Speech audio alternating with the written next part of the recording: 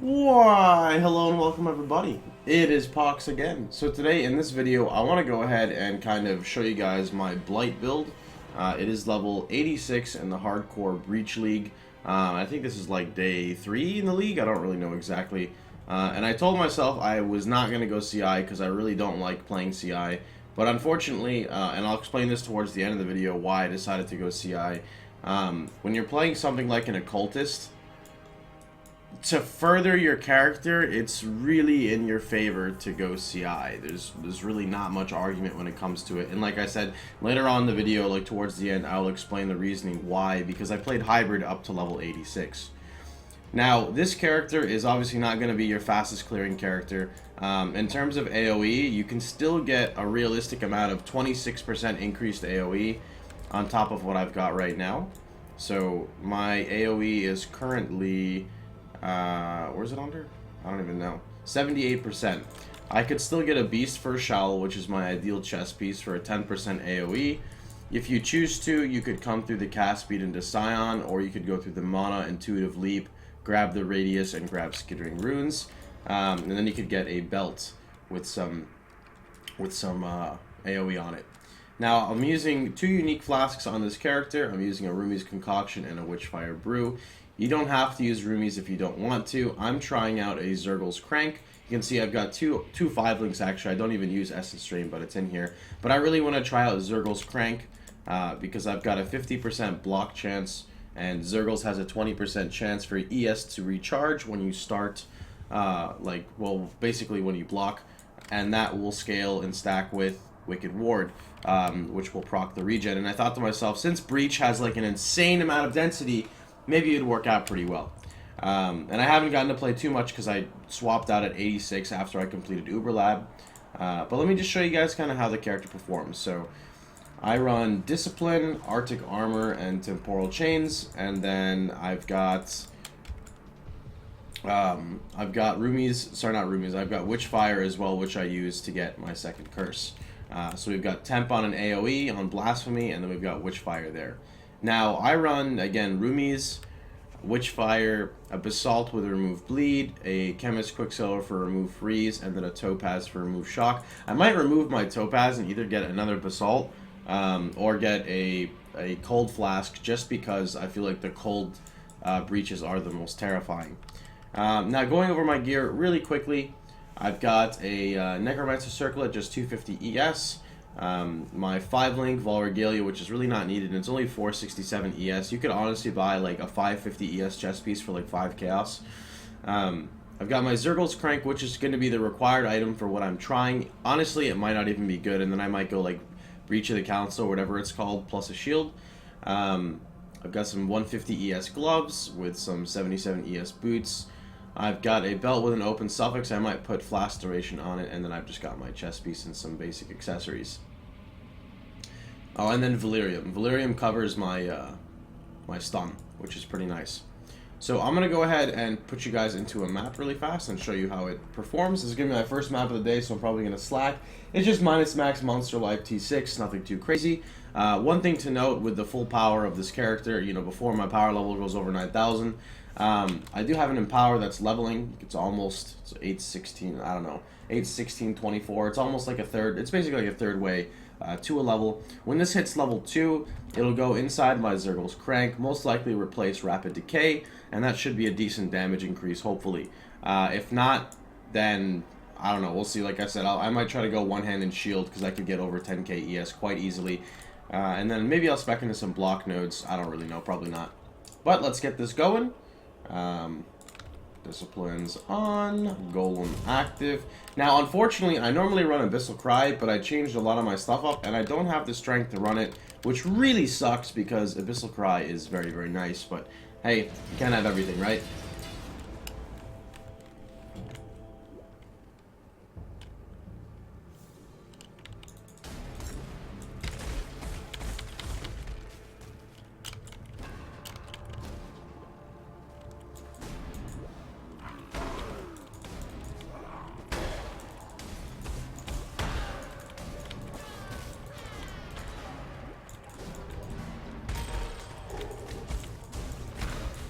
actually don't know if I have a remove curse flask anymore. I don't think I do. That's not good.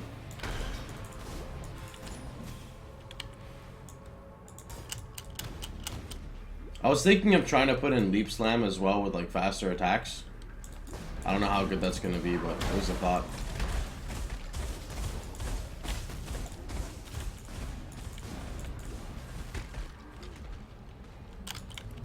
Attack here? Nope.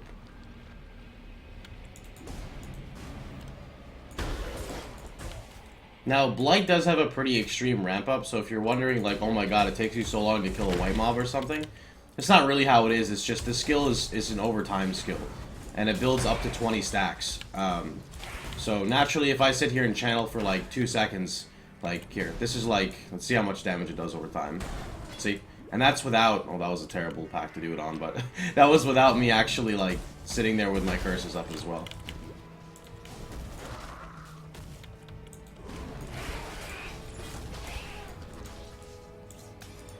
Now, the slow from Blight is really cool because it scales with duration, from what I know. So, like, duration on the tree alongside with temporal chains will help extend the initial 80% slow reduction from Blight, which is really, really good.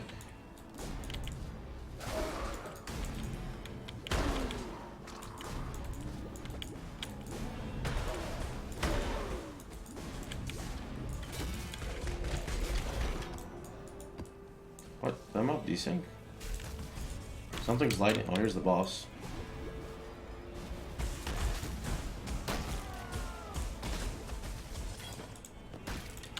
Now, ideally, you could even swap in Conk if you chose to. Conk is a huge damage increase, and if you feel you have the ability to tank a boss, then definitely go ahead and put in Conk and just like use like Ball Discipline, and you will absolutely destroy it. The only thing I really use alongside my skill is like my Wither Totem. If I did actually 5-link my Essence Drain, I might actually use it, but I just don't really have a need for it.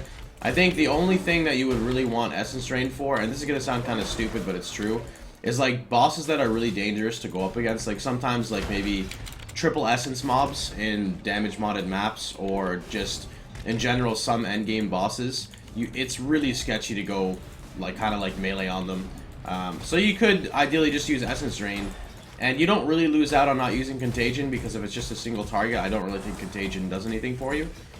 So that's kind of like the play between Essence Drain and Contagion versus this. Obviously, it's going to have, you know, higher clear speed unless you're trying to go like shield charge, boom, boom, boom, etc. And you could, again, you could really play it however you want. I'm just here to demonstrate a skill that I really like. It's kind of fun to me.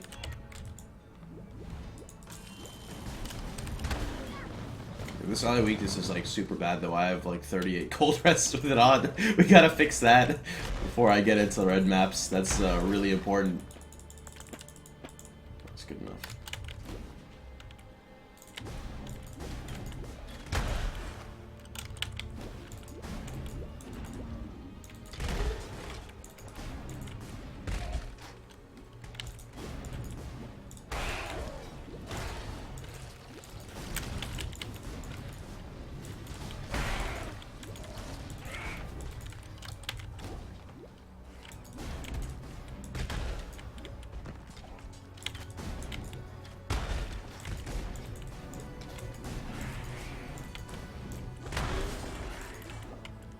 For breaches, I don't know if obviously there's not really a breach, unfortunately, right now. I could probably get a breach for you in Dried Lake and show you how it works. Won't be the best demonstration, but it'll still be something. It's not that bad for breaches. The only problem is I can't cover like that huge of an area, but because when I use Abyssal Cry, it does a percentage of max health, and Profane Bloom as well. Cursed enemies you kill have a 20% chance to explode, dealing a quarter of their maximum life as chaos damage. That's like super insane for breaches because of how many mobs come. It kind of just triggers like a chain reaction, and everything kind of just like falls over and dies, which is pretty awesome to see.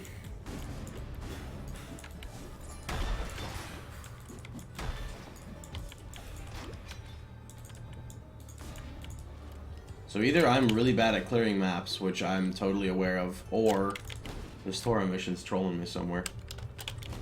Tora! Tora! Excuse me?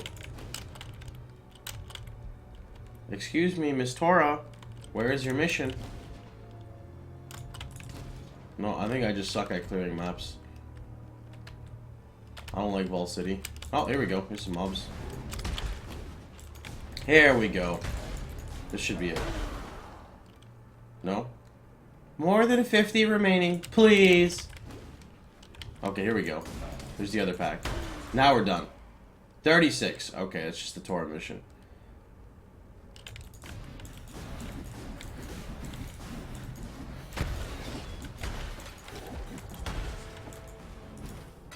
Perfect. Nice and easy. Alright, so that's kind of like how the build performs. It is pretty safe. You know, when you have all your buffs up and stuff, which as CI you could keep up relatively easily, your character is pretty tanky. Obviously, like, there's a ton of room for me to improve. Like, I realistically could drop this damage here if I had, like, my Empower. I have Oak I need to respec, because obviously Oak doesn't help me.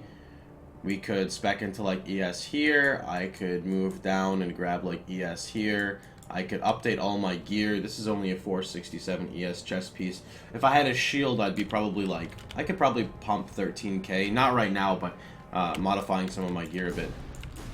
Just a simple dried lake clear. I don't know why, but people love seeing dried lakes, so here you guys go.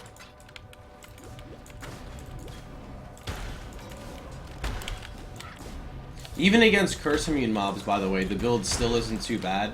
And the reason why I say that is because you still have the slow from your Arctic armor, which actually you don't really need to use. If you wanted to make this like a multi-curse character, like tri-curse, you could go Enfeeble instead. You could just spec into a bit of reservation. That's totally an option too. I kind of wanted to move away from like a ton of curse effectiveness. And the only reason why I say that is like, I don't know, it's been so strong for so long, I kind of want to like play builds a different way. Than just purely relying on temporal chains and Enfeeble on like every single build.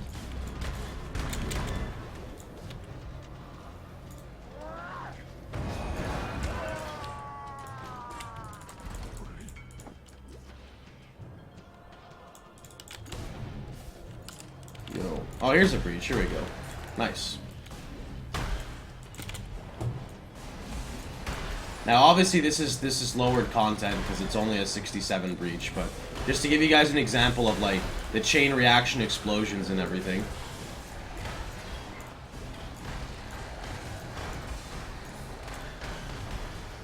Now, one awesome thing about breaches is you'll see my ES isn't going down, and that has nothing to do with my build or anything. That's pretty much just how awesome a cultist is for breaching. And the reason why is, if you see up at the top, you'll see these stacks right here. For every stack of Vile Bastion, I believe I get 0.5 ES regen per. Oh, feels bad, man.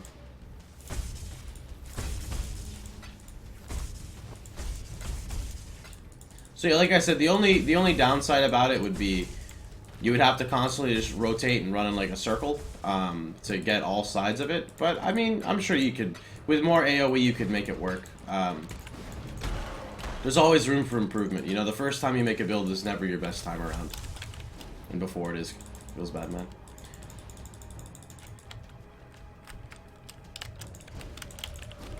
Alright. So what I want to do now is kind of explain the reasoning why I decided to go CI. And just really fast, I can go over all my links. Because I don't know if I actually went over that. We've got Blight with Rapid Decay, Controlled Destruction, Void Manipulation, Increased Area of Effect.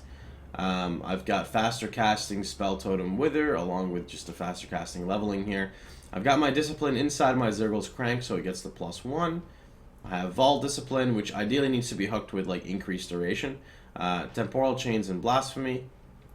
Arctic Armor, Flame Dash, Faster Casting. I'm going to try out Leap Slam at some point, although Zergle's Crank has a 1.2 attacks per second, so that doesn't seem very good.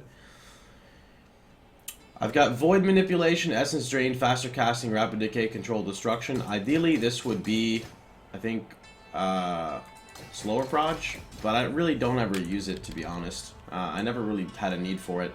And then I've got Faster Casting. Oh, actually, I went over that already. And then my Blight's damage per second is 3,200.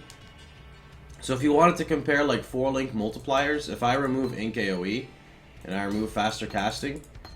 My Blight is 3200, and my Essence Drain is 12k. So for me, it takes 12 stacks of Blight to get up to where my Essence Drain is. Now, of course, my Blight is inside my Zergl's Crank, and that's just counting multiplier versus multiplier. Now, the reason why I decided to go CI, because earlier on the stream, if you guys watched or in the YouTube videos, I was hybrid for the longest time, and I had actually more effective life than I do now with CI until I get my Beast for Shao. Now, the purpose of that is I am not really a big fan of energy shield based builds, and I just feel it becomes really annoying to just like constantly keep all your flasks up, like kind of just hitting like 1 to 5 at all times. Whereas like life based, it's kind of different. It really depends on what you're doing. Because like you always have a life flask, and if you hit a life flask at full HP, it's not going to do anything unless it's going to like remove a bleed or something. But after playing hybrid for a while, hybrid is kind of like the style of CI. The only thing different is you always keep a health pot in case chaos damage hits you. So I feel like it was an okay transition since I waited all the way till 86 and even completed Uber Lab before going CI. You really want to make use of this node here, Vile Bastion, which gives you a 0.5 energy shield regen per second per enemy you killed recently, and that was the buff I showed you guys earlier. What this means is when you're running breaches and there's a shit ton of mobs, you're actively sustaining, I'm going to just pick a low number here, 15 stacks in a map. 15 stacks is 7.5% of your energy shield regen per second. If you have over 10k ES, that's what, like 750 ES a second almost? Actually, I think I did that math wrong. Shut up, nobody listened to me. Just, all you gotta do is just do simple math, and you can see that this is a very strong node in general. Paired with like Vault Discipline, which you have. Vault Discipline is mainly for like your boss fights, things where you can't really sustain stacks on and whatnot, or just in general popping Glock boxes. But overall, it's pretty cool. So just to give you guys an overview of how I leveled, if you want like a full like leveling path, I just check out the recent videos because those are for hybrid. But for CI, I'm going to show you guys kind of what I did. So I just decided to get spell damage right away. This is still something I still don't know how I feel about it. I do want to swap it out, but I'm leaving it for now. So up the ES path, grab Blast Radius, grab your Arcane Focus, came across, moved up. Obviously you need CI. Path everything through here. I was originally as hybrid. I grabbed Blood Drinker and everything down here, and you want to also grab Blood Siphon. Same thing with Melding and Written in Blood. I came down here, and this may be respect, but I decided to connect through here for leadership because this increases the AoE of my temporal chains. And from what I know, Witchfire Brew does not scale off flask effectiveness, curse effectiveness. So I decided to drop pretty much all curse effectiveness except for Whispers of Doom. I also grabbed Harrier along with the Jewel here, which pretty much all my jewels are just double damage mods. There's no ES on any of my jewels. Then moving across, I grab Path of the Savant just for extra damage. Shaper, I'd like to respec this soon because I don't really think I need the mana regen. Might actually be able to respec it like almost right now. Potency of Will is like a huge multiplier to your damage. Moving up, I had Quick Recovery. I also had Discipline and Training before I went CI. And then I decided to move up through here. I don't know, again, like how much all this stuff is worth because it's quite a big investment to come up here, but you do get Unnatural Calm, Corruption, and Whispers of Doom, which is pretty cool. Alternatively, you could also spec, 1 point into cast speed here and 1 point into damage over time and save 2 points. I just don't really know where I'm going with all my points, so I decided I'm not really going to try to save points there. I'd rather just pull out the effectiveness right now. Anyway, though, I hope you guys enjoyed the video. If you guys have any questions, please feel free to drop them below in the comments or wherever this video may be. And of course, you could always hit me up on my stream at twitch.tv/Pohx, where you'll see footage of this character for probably the next couple days until maybe I reroll like an animate weapon character. But anyway, that's pretty much going to be it for now. I hope you guys can maybe enjoy Blight. I know a lot of people really bash the skill, and sure, I understand this skill has quite a few flaws with it. But it's an okay skill. It's really not nearly as bad as people made it out to be. Even before the patch, I played it before the patch, and I still thought it was honestly okay. In terms of leveling, because I know a lot of people are going to ask about this, I would not, and I repeat, don't fucking do it. Don't level with Blight until you have at least 2 AoE clusters, like an AoE cluster here, and an AoE cluster here, or one AoE cluster and an increased area gem, because it makes the world of difference. As an example, if I put in Conk, right? So this is my AoE right now. If I were to remove it and just put like Conk instead of increased AoE, this is like what your Blight looks like. It's not very big. It's very small, and you can't really do much with it like that. I mean, you can. I leveled like it like that, but I'm just saying in general, I wouldn't really recommend it. Anyway, hope you guys enjoyed yourself. Yeah, and I hope you guys picked up some stuff from Cyber Monday from a couple days ago. So have a great one, guys, and I'll see you guys all later.